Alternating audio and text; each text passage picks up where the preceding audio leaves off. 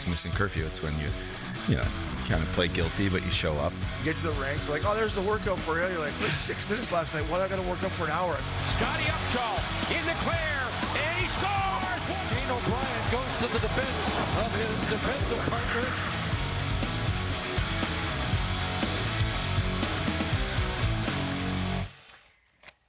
Welcome and happy Hot Mess Tuesday to the fellas from Missin Curfew. Yeah, That's what I'm calling it these days because I'm just always a hot mess on Tuesdays. What's up, guys?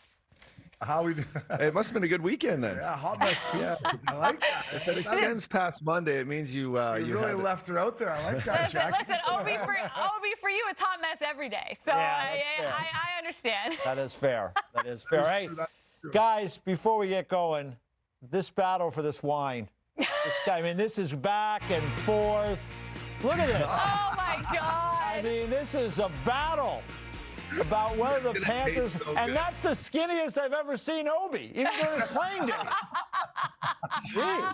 That's true. That is true. The cat's got to be loving this. I wasn't that skinny when I played. I have something to say. Okay, go ahead. All right, I was given figure skates. I was a hockey player, so when we bring that back next time, you can put some hockey skates on. Well, he had figure skates on too. He did? Yeah. What? Look at it again. Bring it up. I think he had figure skates on. Did we both have figure skates on? I think they both had figure skates on there. Oh, we did. Yeah. The double axle. We're just doing a little dance there, Obi. Yeah. Very nice. Very nice. It's a battle.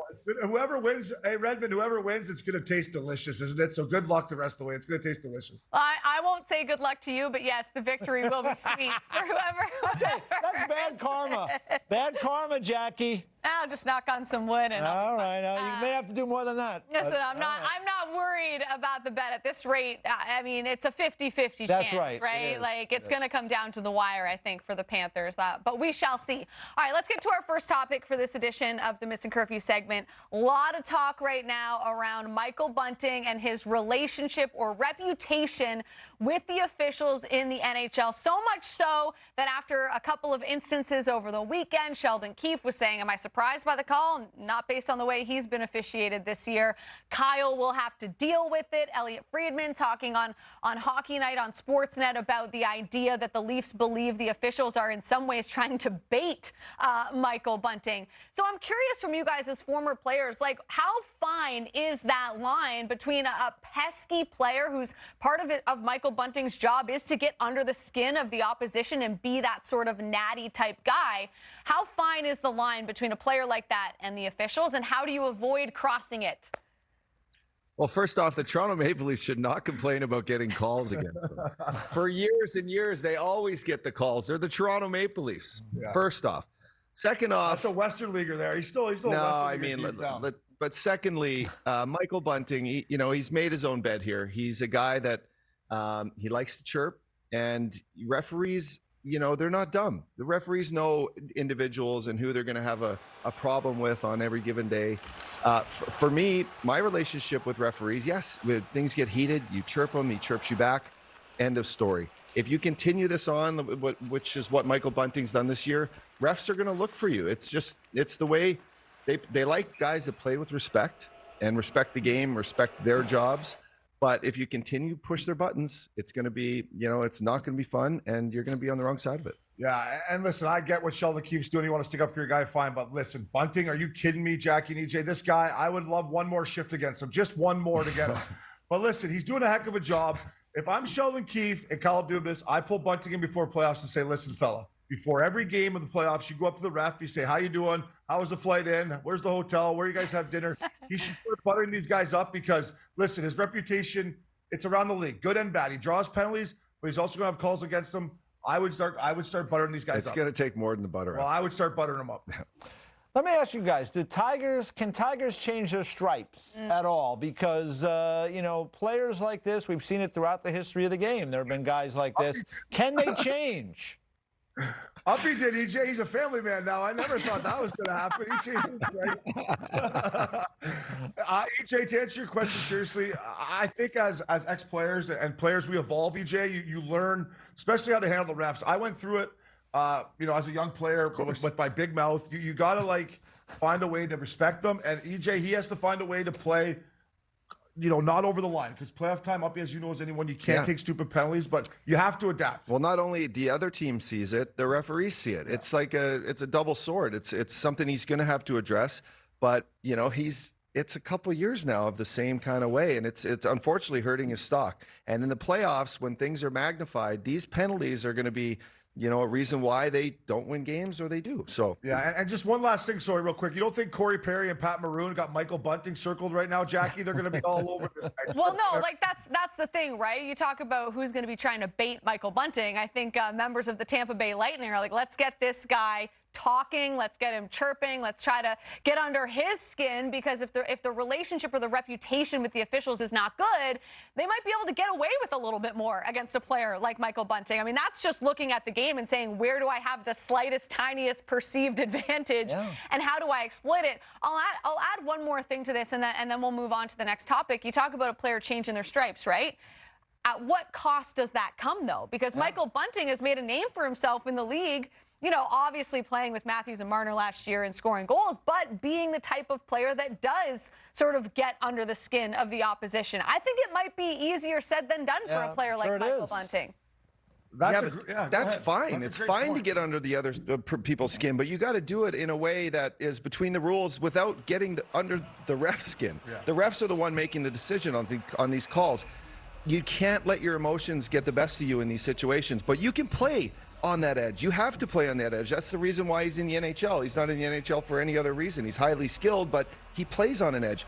Now it's like, how do I separate that? I don't want to let my teammates down. I want to get the Toronto Maple Leafs out of the first round. I could be a difference maker.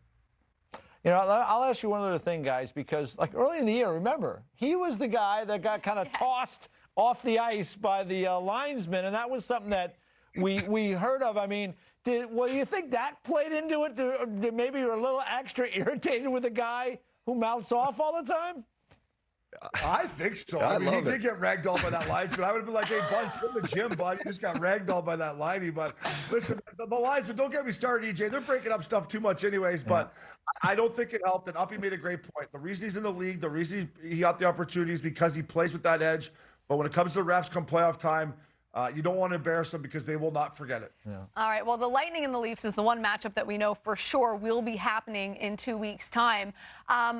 Aside from the obvious, outscoring the Tampa Bay Lightning in 4 of 7 games, what is the key for Toronto to beating the Bolts this year and getting out of the first round for the first time in Austin Matthews' tenure in TO? Yeah, this is a great question. Everyone in Toronto is thinking that right now. And for me, I think it's for the first time in the last 3 years, Tampa Bay's blue line is not probably as good as Julian Breezeborough and John Cooper wished as it was. So for me, Updog, you're talking about Bunting.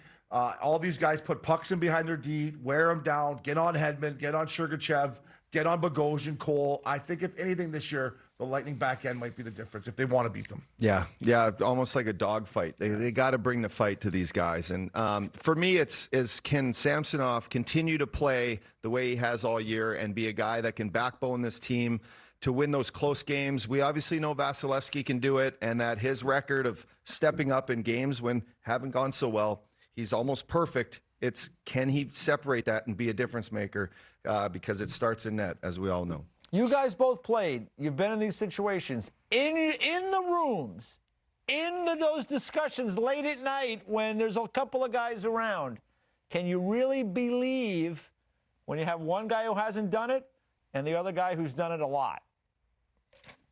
Yeah, no, it's in the back of your mind. I've been telling Bunting to probably run Vasilevsky. I know that's not frowned upon nowadays, but like Bunting, someone has to. Get him out of the series. Yeah, run him. Let's see what Brian Elliott has to offer. But no, EJ, it's in the back of your mind. You look at, you go through the defense forwards. The Toronto Maple Leafs knows that big 88's there, and like Uppy makes a great point. Can Samsonov outduel him? It'll be interesting to watch. All right. Well, it'll be interesting to say the very least between the Bolts and the Leafs in round number 1. Over in the West, I want to talk to you guys about the Central because it is such a battle over there. The Wild, the Stars, and the Avs duking it out for top spot in the division. Who do you think needs it the most of those 3 teams? To me, I mean, the Avs are, they're getting healthy at the right time. They're the team to beat. I think everyone knows it in the West. We just had Strudwig on from the Oilers talking about, this might be the season where anyone in the West really feel like it's anyone's game. But Minnesota plays a tough game. Watching them, you look at them, you go, these guys are built for playoffs. And then, for me, Dallas is doing things. Robertson getting his 100-point last night. They're doing things that they haven't done in a while. So, unfortunately, whoever has to play these two in the first round, whoever pairs up with each other, it's going to be a battle. It's going to be something to watch. Yeah, I think it's the Dallas Stars need that first spot more than Minnesota and Colorado. Listen, I think Colorado's ready to rock. I still believe that Colorado is going to win the Central Division. And I want to get Jackie fired up. If they win the Central Division, Cale Makar should win the Norris too. So why don't we just? Oh my God! There we go. Listen, I'm not even going to entertain that because it's so silly. Yeah, I like that. I'm just not even. You're not going to bait. How's this? You're not going to bait me. Are you trying to go Michael Bunting? I'm not Michael Bunting. You're not going to bait me into a fight. Although Bunting doesn't fight, so. Well, the refs aren't here to break this up. I can see it through the cameras here. Yeah, Carlson's going to hit 100 points, Obi. He's got 95 points. No, it's impressive. I'm just saying that what Makar has done with his stats, I know he's been hurt a little bit, but if they come all the way back to win the Central with all the injuries, the amount of minutes he plays, how good he is defensively, they have to win the Central, but I think he will be a nominee for the Hart, in my opinion. He's a nominee. He's a nominee for sure. Yeah, I'm just saying, to me, you can't ignore Erik Karlsson's season. I know it's all offensively. It's all about his offense and his numbers on offense. He's got 70 points at even strength. Yeah. 70. That is insane. It is insane. He's been near or leading the entire league at even strength points. I will throw this out there. There's been a lot of career highs this year, so I don't know what's in the secret sauce or the pucks this year or the sticks, but there's been a lot of guys stepping up and doing things that they've never done before. Yeah, well, he's still doing things that a lot of guys who played in the 80s also didn't do. That's right. So and he has done it before. He has been a two-time Norris Trophy. Oh, Norris Trophy. So, it's not like out of nowhere. No, exactly. Yeah. I don't think he can ignore history, but that's just me. Anyways, Obi, you have completely derailed the segment. Congratulations. Well, I'll bring it back on. Okay, please. Because I'm following Shane O'Brien now on Instagram, and I was happy to see this photo. Aww. Look at Shane O'Brien out there with a little fella out there. What's the background here? Who is that young guy? Where are you? Can you still skate? What's happening? You know what? That's my nephew, Porter Lucas. He got most improved player this year. So we went out that's where it all started, EJ, the Jack Burger Sports Club complex in Port Hope, Ontario. And all I got to say, EJ, is that poor ice. With my big body on that poor ice, it wasn't perfect out there, buddy. That's all right. That's all right. Were you giving him little tips about, life in the NHL, places you need to go, things you need to do? I said, if you work hard enough, these stands will be filled with people one day. You'll be able to go no bucket. So just keep working as hard as you can. No, he loves the game. Great. It's fun to get out there with him, and he's really improved. That's what it's all about, love it. right? That's what it's really all boils down to for people that played the game and love it. And listen, for the in this case, it's somebody that's close to you, but you guys are lucky. You guys show up at rinks as former NHL players. You can influence so many lives of these young kids who love the game like you did when you were that age. So I love seeing that. And I'm really glad I'm following you now on Instagram. So I'm looking forward to what could be next. You back? I think he was following me, I think. Yeah, now you brought it up. What took so long, fella? You get some style tips from. I'm lost on Instagram. I really am. I mean, people take pictures of I don't even know what they're taking pictures of. Here I am walking down the street. All right, great. I know. You're the king or the queen in this case. I'll take king. I know you will. Be the crown. All right. Fellas, it's been a slice. Enjoy the games tonight. We appreciate the time. And bring the wine to your nephew, Obi. I think EJ wants in on the wine bet, maybe. No, I'm watching it very closely. Thanks, guys. See ya.